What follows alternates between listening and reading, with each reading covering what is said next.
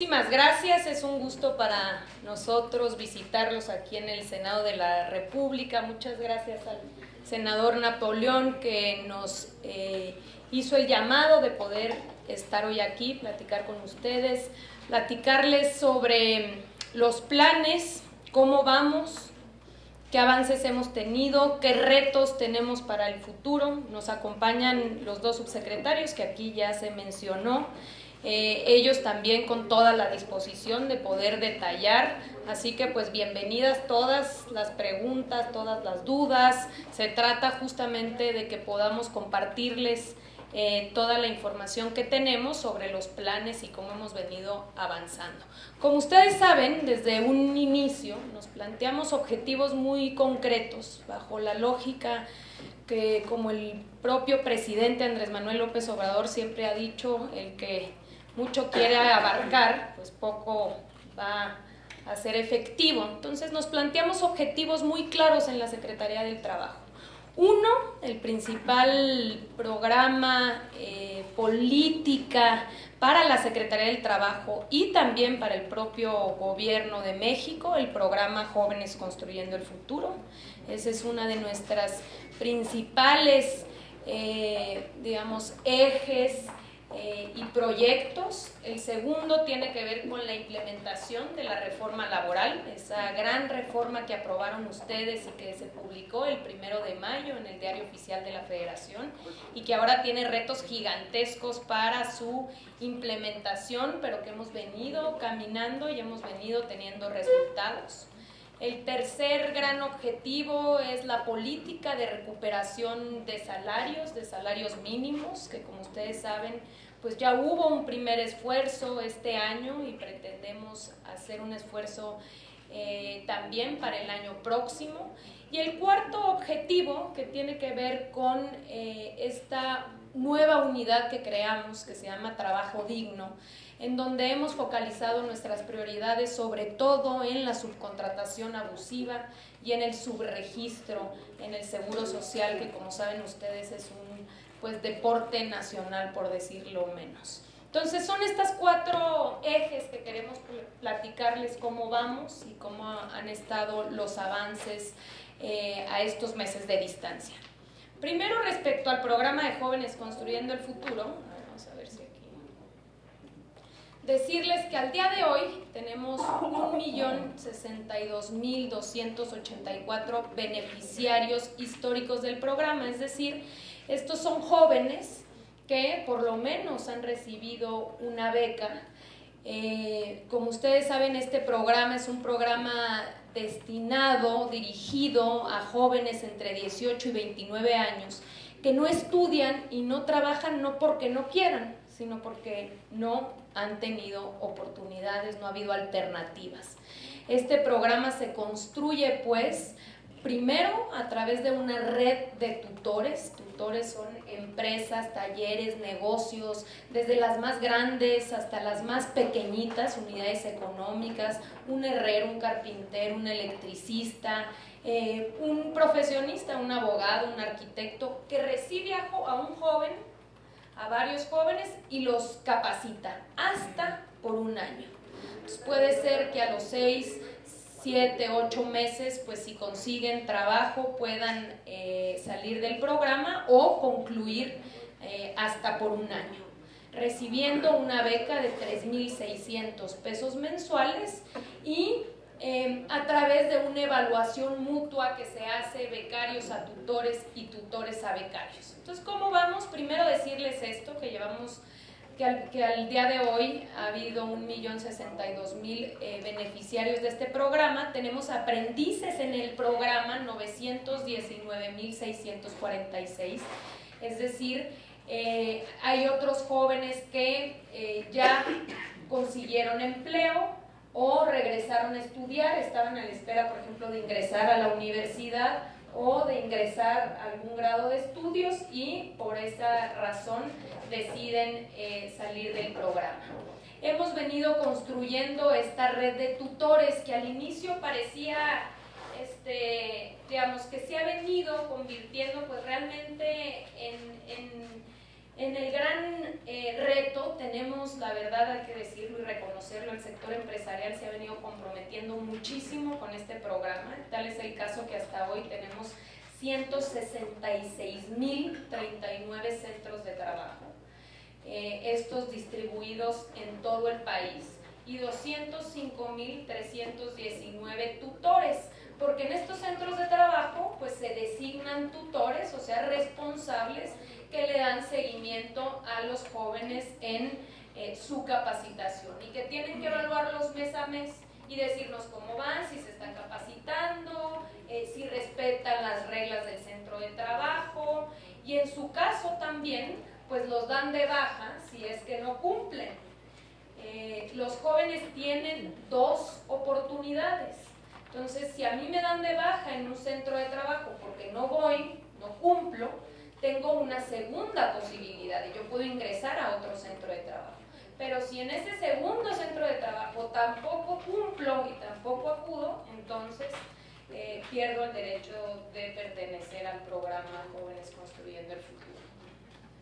¿Cómo vamos en cuestión de territorio? Estamos en el 98% de los municipios del país, en 2.457 municipios, haciendo esfuerzos para lograr llegar al 100% de los municipios. Obviamente esto ha significado un reto gigantesco, pero hoy podemos decir que prácticamente en todo el territorio nacional existen jóvenes aprendices y existen tutores que se comprometen con su formación.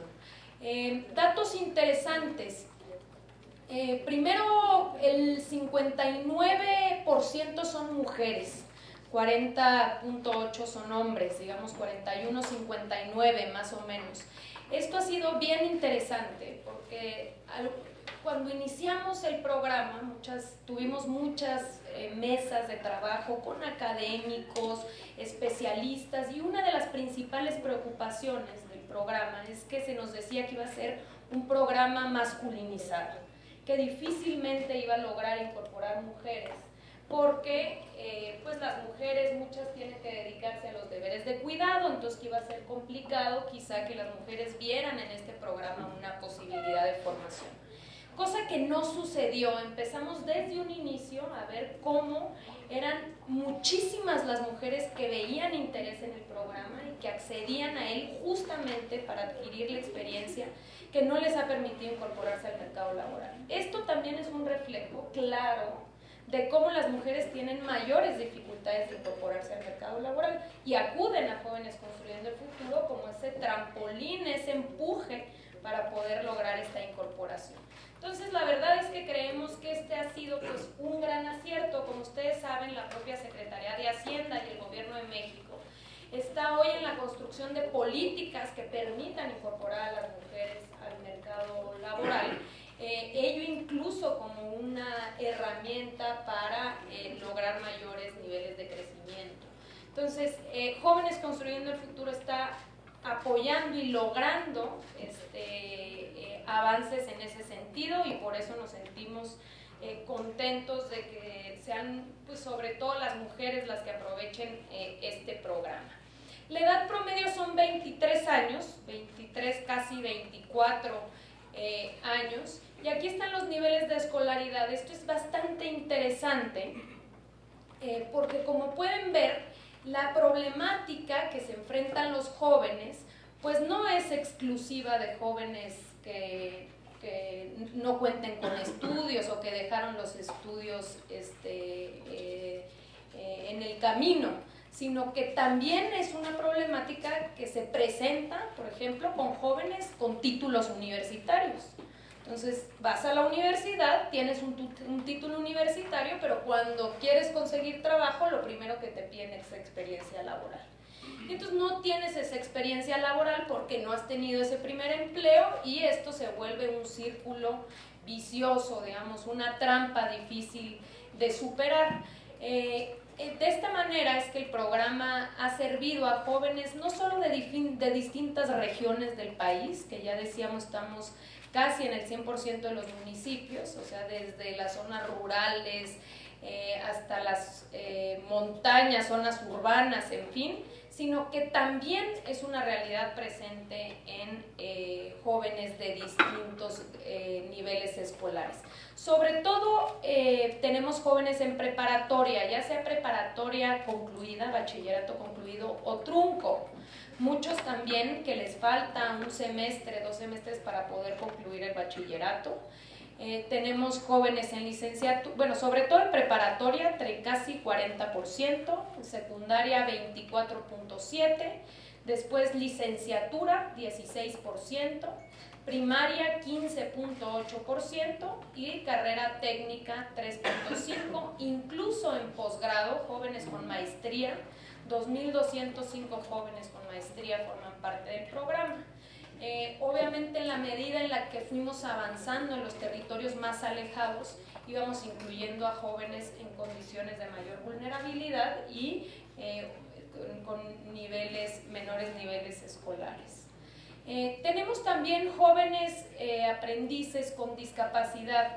Estamos haciendo mayores esfuerzos en este sentido, pero ha sido también interesante y gratificante ver que muchos jóvenes con discapacidad encuentren en el programa una oportunidad. Cómo funciona es que las empresas, los talleres, los negocios, cuando se registran al programa, se les pregunta si pueden recibir algún joven con algún tipo de discapacidad y qué tipo de discapacidad.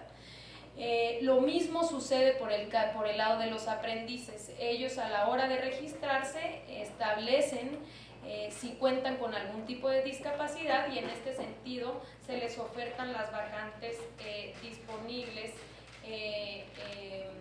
para ellos. Tenemos 2.500 jóvenes con algún tipo de discapacidad sensorial, 822 con alguna discapacidad motriz, 398 con alguna discapacidad múltiple y 270 con alguna discapacidad mental. Vamos a seguir esforzándonos para poder ampliar estos números que si bien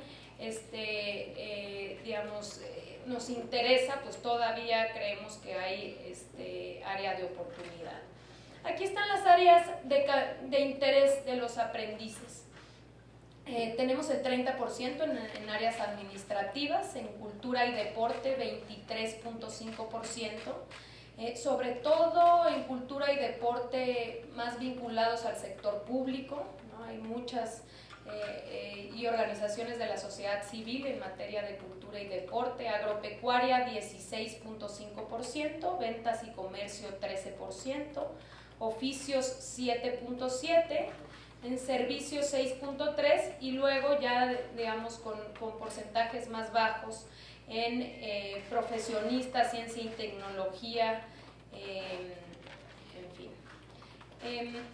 Aquí está el tema de los estados y esto también es un reflejo de nuestra realidad nacional.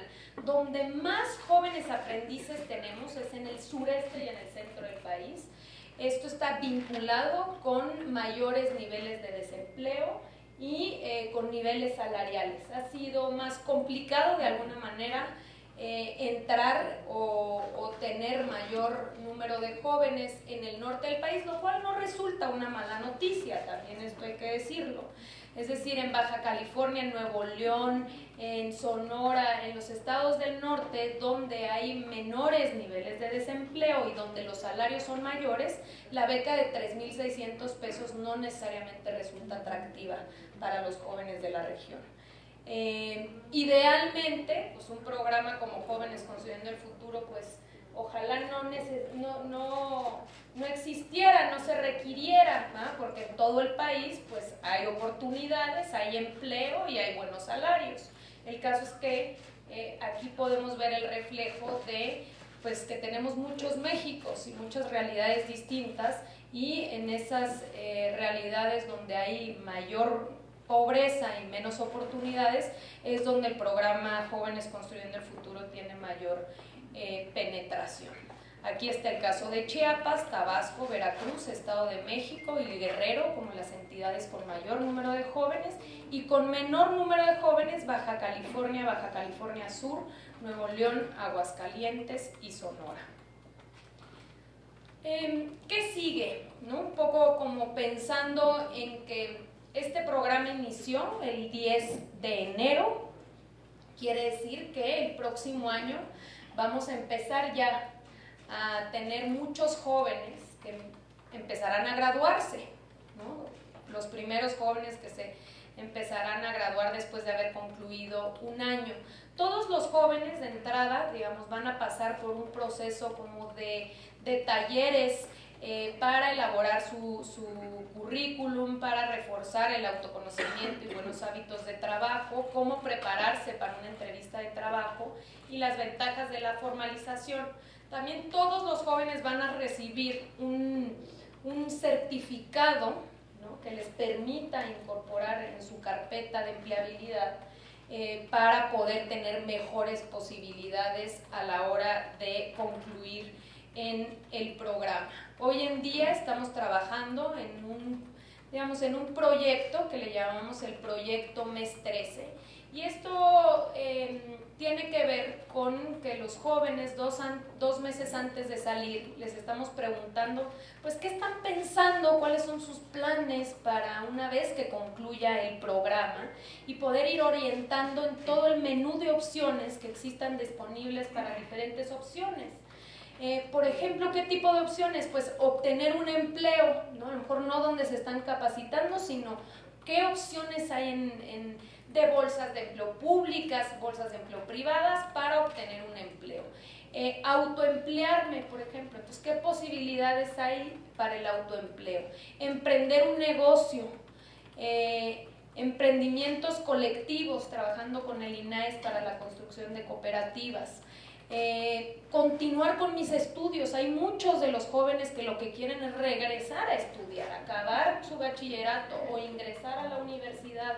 Estamos colaborando con la SEP para que eso también pueda ser una opción, certificar sus habilidades o cursos de otro tipo. Entonces, trabajando en el proyecto MES 13, y también obviamente pues preparándonos, porque a la vez de que irán saliendo jóvenes el próximo año, pues iremos ingresando nuevos aprendices. Por último, decirles que este programa lo estamos implementándolo junto con Amexid en 3 estados de Centroamérica: El Salvador, Guatemala y Honduras. Ahí se va a implementar Jóvenes Construyendo el Futuro, y estos son datos interesantes de la plataforma a través de la cual se realizan los registros tanto de tutores y de becarios. Tenemos a la fecha 94 millones de visitas, es uno de los sitios más visitados del Gobierno de México, y como pueden ver, pues ha sido visitado prácticamente por el mundo entero. Algunos países de ahí todavía que no han ingresado, pero ha habido como mucho interés en general en el mundo de ver cómo funciona Jóvenes Construyendo el Futuro. Hasta ahí concluiría yo con el tema del programa. Simplemente decir que creemos que vamos muy bien, que ha sido, pues sin lugar a dudas, una posibilidad para millones de jóvenes en nuestro país que durante años se les dio la espalda y que hoy realmente encuentran en este programa una posibilidad. Hoy salía también en algunos medios el hecho de que este programa es muy conocido, y eso también nos ha ayudado mucho.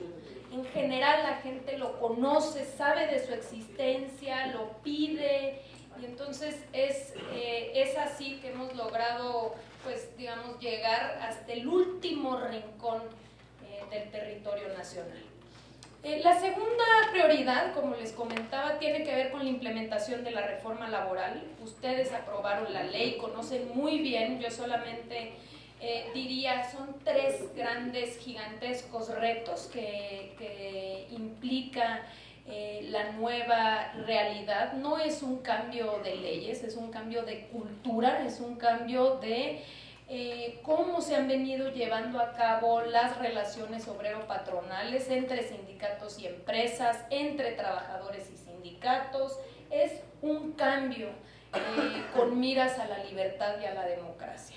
Son 3 pilares, ¿no? La primera tiene que ver con la impartición de justicia, es decir, cambiar el modelo de las juntas de conciliación y arbitraje a los tribunales laborales, especializados, dependientes del Poder Judicial, y no solamente cambia el hecho de que sea una autoridad imparcial la que ahora estará a cargo de la solución de los conflictos, sino que el propio procedimiento es distinto, y esta es una gran virtud. Es un procedimiento mucho más corto, oral, en presencia de juez, con una sola audiencia de desahogo y con una cosa bien importante, que es poner nuestras baterías en la conciliación. Hay muchísimos asuntos en materia laboral que pueden ser resueltos a través de la conciliación, del diálogo, y que no requieren de llegar a instancias jurisdiccionales.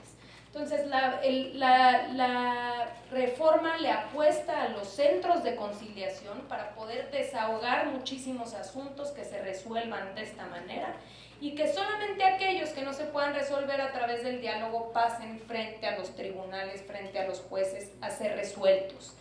Este será entonces la garantía, pues, de impartición de justicia, para ello necesitamos, como podrán imaginarse, pues no solamente crear los tribunales laborales, sino crear los centros de conciliación que entren a la par en materia federal y en materia local, y que ello permita a las partes una justicia imparcial y sobre todo rápida. Para que se den una idea, tenemos en la Junta Federal de Conciliación y Arbitraje al día de hoy más de 500,000 de expedientes rezagados. Tenemos expedientes de hace 11, 12, 13, 15 años que no han sido resueltos. Entonces necesitamos trabajar a la par. En el momento en el que abrirán las puertas los tribunales laborales, es el momento en el que cierran las puertas las juntas de conciliación, haciéndose cargo de su rezago.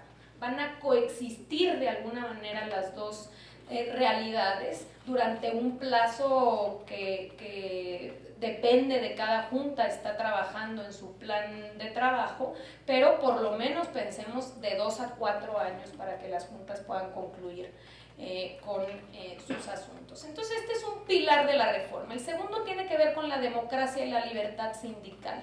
Por un lado, en garantizar que las mujeres y hombres que forman parte de organizaciones sindicales puedan elegir libremente quién los representa. Voto personal libre, directo y secreto para elegir a sus dirigentes.